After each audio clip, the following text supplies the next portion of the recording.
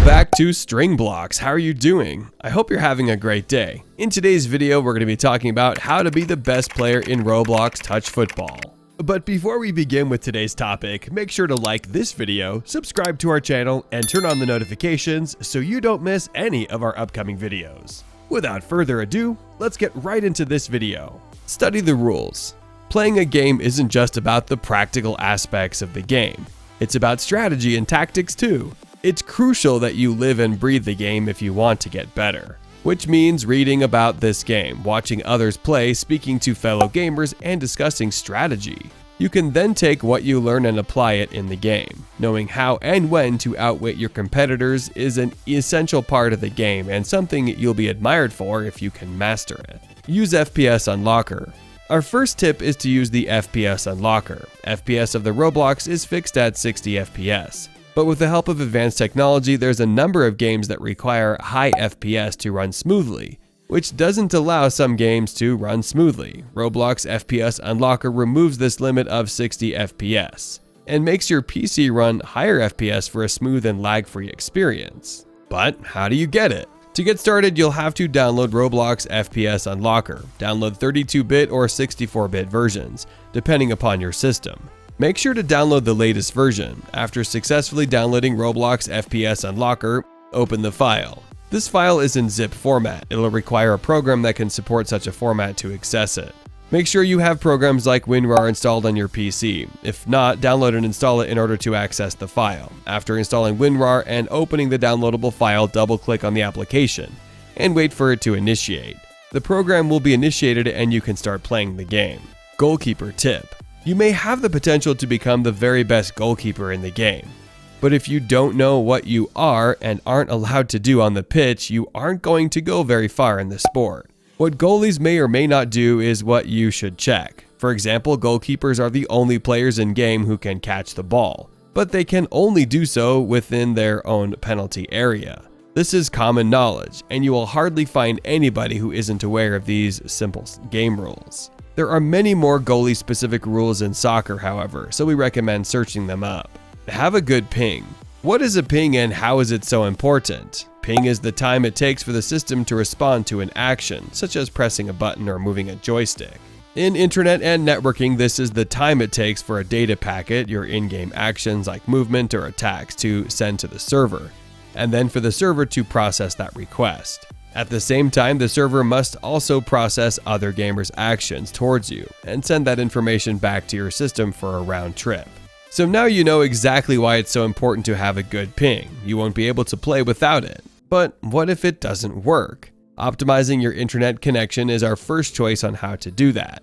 A poor network connection is the most common reason for the Roblox high ping issue. So we highly recommend you optimize your internet connection. You can also see if the problem is not related to files or other stuff that you have opened. If there are too many apps and programs running in the background, then it could eat up your bandwidth, causing high ping in Roblox. You can also try updating your Roblox for that. Sometimes the Roblox high ping issue can occur when your system is running with outdated software and device drivers, including graphics card drivers, network adapters, drivers, and the application itself. Learn from others. It helps you become aware of your weaknesses. Nothing is more eye-opening in playing a game than when you start to play with someone else and realize they still know something you don't, or have a skill you don't possess. It not only humbles you as a player, but also makes you aware of the areas you need to focus on while practicing.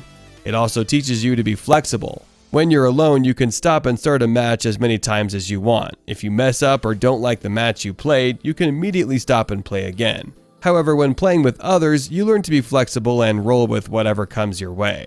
You learn to adapt to the people around you and improvise when necessary. This is a good skill to have in life in general. Play your favorite position.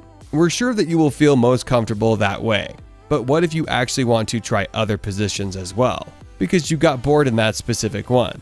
Will something bad happen? Not at all. You'll be able to help your team out in a match if a teammate gets injured or sent off, or over the course of a season, because you've proven your ability in another position in a match, or your coach wants to give it another go.